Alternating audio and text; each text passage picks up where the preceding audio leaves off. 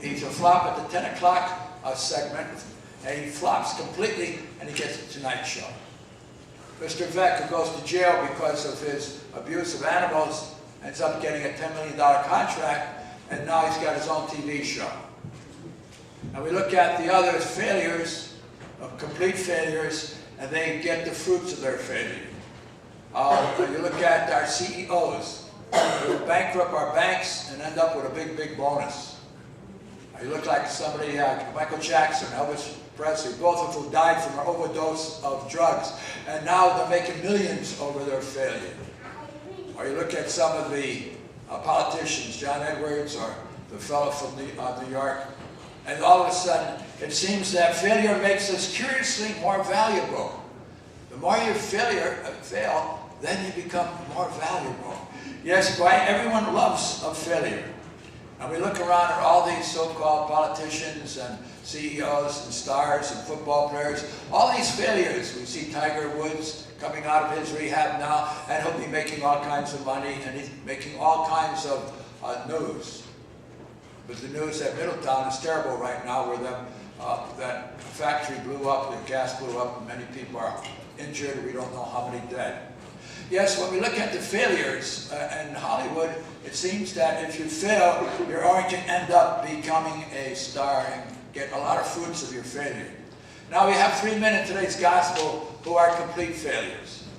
And the difference between them, however, is that these 3 men are different from the celebrities, because the stars do not come out at night and recognize their sinfulness. Now it's just a mistake.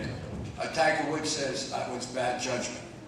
Mr. Veck says it's bad judgment. Sin is outside now. We don't think of sin anymore. It doesn't exist. That's why nobody goes to confession anymore. Because sin doesn't exist in our society. But yet we look at the 3 men today who really are the stars, and they're complete failures. Isaiah, Paul, and Peter are complete failures. But the difference between them and the stars is that they recognize their failures, they acknowledge their sins, and then they bear the fruit of their sorrow for their sins. And what does old Isaiah said? I am a man of unclean spirits. You don't hear Tiger Woods saying that. You don't see anybody saying that. I am a man of unclean spirits. And then we look at Paul. Paul, who Saul, and he's persecuting Christians, and he gets knocked off his high horse, and he comes back after he's blinded. He comes back to the light, and what does he say? I am the least of Christ's apostles because of my persecution of Christ's followers. I'm the least of Christ's apostles, and he ends up being one of the greatest. And then we look at Peter. Peter is really upset. He can't catch any fish. He's so bad he couldn't even catch a cold. Now he turns around, and Jesus, a carpenter, tells him, hey, go fish over there. Who's Peter, who's proud of his fishing expertise? Jesus has no experience in fishing, and he tells him, hey, go on the other side. So Peter says, what have I got to lose? So he goes over, and he catches this large number of fish, and he realizes his own sinfulness. And what does he turn around and say? Lord, leave me, Lord, for I am a sinful man. All 3 of them acknowledge their failure. And once they acknowledge their failure, what happens? They become tremendous leaders in God's work of salvation. Yes, anybody have a Bud Light lately? Anybody drink a Bud Light? None of you drink here? We've got one honest man. Okay. Well, Bud Light now has a lighter than Bud Light because they're taking out all the alcohol. They're trying to cater to the alcoholics who are hooked on alcohol, and through that Bud Light, many of them have become alcoholics. Many have become slaves to alcohol. They began by sinning, overdoing it, and now they're addicted to it. Now, we're not talking about a Bud Light. We're talking about the light of Christ. And once they recognized their sinfulness, they became not a Bud Light, but they became Christ's light in their world. A wonderful light in the world after they recognized their failures. And they turned around, and the fruit of their failure was becoming a martyr for Christ. Paul and Peter were martyred. They gave up their lives completely for Christ. Yes, we try to satisfy ourselves. The problem is the alcoholic is a state of denial. And if he's just there with denial, he doesn't recognize his own addiction or his own sinfulness. And he blames everybody else. Why? Because of his pride. Pride is the wall that stops anybody from acknowledging that I am a sinner and I need God's help. Yes, but these three admitted their problem.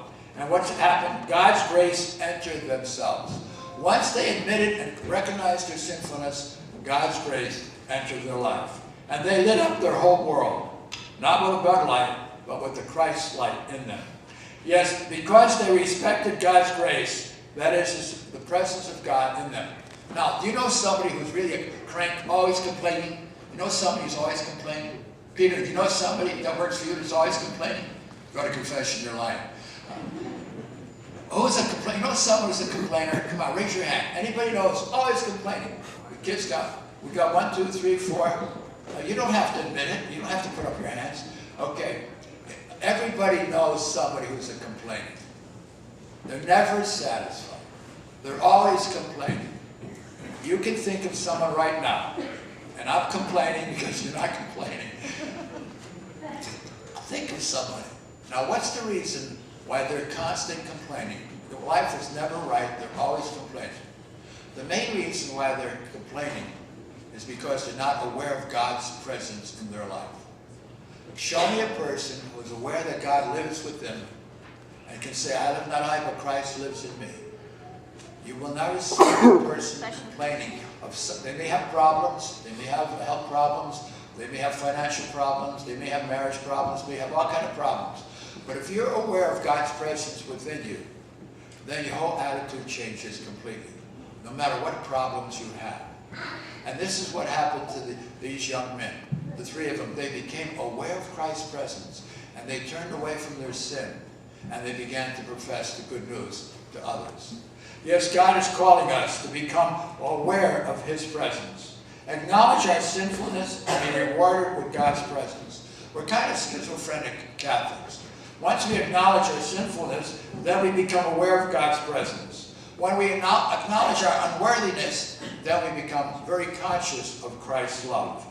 Only when we acknowledge our failures are we rewarded with a greater reward than Mr. O'Brien or Leno or Victor or all the others. And that is our reward of God's grace. We become aware of God's life, God's hope, and God's love in each one of us. Through the gift of faith, which is more priceless than the $10 million that God signing up for a football team.